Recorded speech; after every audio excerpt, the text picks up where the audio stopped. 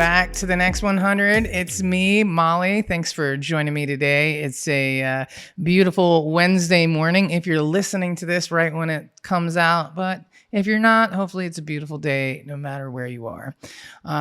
Today's episode is all about naming your podcast. So there's a ton of conversation around this very topic, and I think it boils down to two things. I've spent a lot of time thinking about this, right? Should you put numbers in your podcast episodes? Should you put the season, the episode number? Why does it matter? Should you put the name of the podcast in the episode? All right. There's a lot. You can find a million blogs written about this stuff, but it really boils down to two things, right? One of the biggest conversations in podcasting is the entire discoverability question. Like if you go to iTunes and you want to search for crime podcasts, like a lot of time it's going to just search for podcasts with the word crime in it, right? So it's very, very difficult, where YouTube is suggesting your content based on the tags and then other content that has similar tags and what people are watching. They make it much more fluid and easy for people to discover your content that don't already know about it.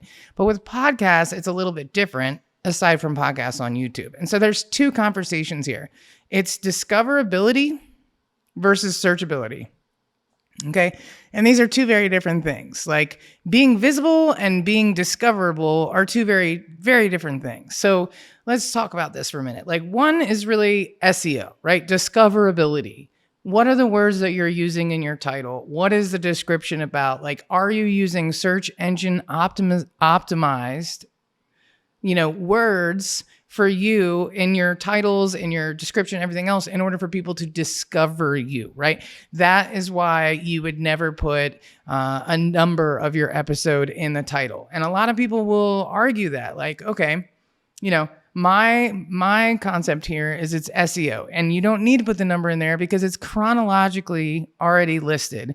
And unless people are searching for episode 43 of whatever podcast, they're not going to find you because you are using very valuable characters that you're given in that title for SEO, and you're wasting it on an episode number, or you're wasting it on the name of the podcast. That's the worst, when people put the name of the podcast on every episode in the beginning. And then when you go to their iTunes or your podcast player, they all look like the same thing because they all start with the name of the podcast, right? That's really bad discoverability. You are making it really, really hard for people to find you. Now, the flip side to that argument is that if you put the numbers, it makes the searchability more appealing. So if somebody listened to one of your podcasts and they want to recommend it to a friend and they say, oh, it's episode number 33. And they say, well, it's easier to find. But here's the thing. If we're creating content and we want it to be discoverable and we want to reach new people, right? Naming a podcast with a number so that the buddy of your buddy can tell you which episode to watch kind of misses the point, because your buddy has already told your buddy to go listen to that podcast. So if he has to search for the title or take a second to scroll down to the 33rd podcast, you already got him, right? Your buddy's buddy is already going to listen to your podcast. You already got him. Who you should be worried about is Google, and who's going to discover your podcast, not who's going to be able to search quickly, who's going to be able to find episodes that they like again quickly. Yes, you're serving value to your current audience, but isn't the point is to get in front of new people? Don't you want to be discovered by new people, right? So something to consider is your podcast title should always, always, always be search engine optimized, okay? Always. So that means no numbers in the titles, no name of your podcast in the title. And more importantly, what are the key words in that episode? And so a lot of times, you'll see, even at Heartcast Media, some of our clients like to name the episode after the fact, which I understand, right? But the key words attached to that episode don't change based on the conversation. And I'll explain what I mean.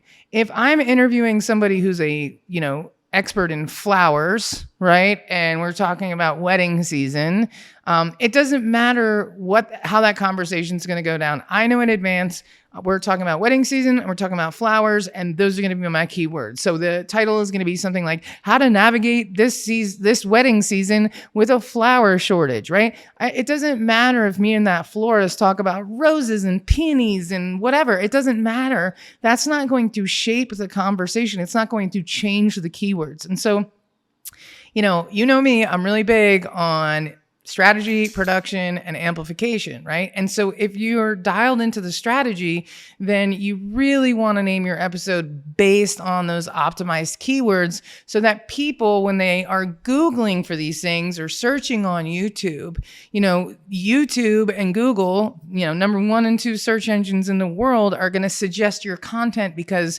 you have those keywords in it. And so I think we need to get away from this, should you put numbers in your episode title or not, and really dial in on it. The other, on the searchability, on the discoverability, not searchability, on the discoverability of your content to new eyes, to new people, right? And a lot of times, people get really cryptic and like inside joke kind of with their episode titles, and you're really missing the mark there because it's just not going to get it done. So for example, last week's episode was never underestimate the value of a small audience, right? And that was the name of my title because I wanted value and small audience to be in that title because that's what we talked about. But when I wrote the email blast, right, and I wrote the email LinkedIn, the LinkedIn newsletter, the tagline, the headline says, "Does size matter?" Right? Now, in this clickbait world, you might think putting "does size matter" on the podcast would have made it more like clickbaity or whatever, but that could be in relation to everything other than valuable small audiences, if you know what I'm saying. So I wouldn't want to put that on there. That's not going to lead me to it's not going to bring the new audience that I'm actually going for. I'm looking to talk to small business owners, entrepreneurs, CEOs, founders, right? People are trying to expand their business, their revenue, their brand identity, right? And so if I put a podcast out that says "does size matter," it's not going to be appealing to anybody, but it might make you open that email because you're like, what is Molly talking about, right? That's where you want to save your little kitschy inside joke, clickbaity kind of headlines, is for that opening line. Or for example, if you are doing YouTube videos, the title of your video would be "Never underestimate the value of a small audience," but the graphic should say something completely different because it's not SEO searchable. So that's an opportunity to put "does size matter," but the name of the actual video itself for SEO purposes would be "Never underestimate the value of a small audience." So you see where I'm going with this? You always want to make sure that you're dialing in on the strategy, and the amplification of this content, because if not, what's the point? And you want to make sure you're getting the right eyes on your content and not misled eyes. So I would say be very, very intentional with how you're naming your podcast. Really try to avoid things that are inside jokes. For the love of all things podcasting, please stop putting episode numbers in there. I get you want to make it easy for your buddy to find that one episode that you guys were talking about, but I'd much rather have Google be interested in my content and sharing it with more people than your buddy's buddy. You know what I'm saying? So, really think about your episodes. Make sure you're really maximizing that opportunity on YouTube to have 2 different sets of titles there to bring people in. Repetitive information is a social media killer. So take a look at the content that you've made. But I would really, really say, if you're going into doing some podcast interviews, be as prepared as possible and have that title in advance based on the keywords that are going to be the anchors of that podcast.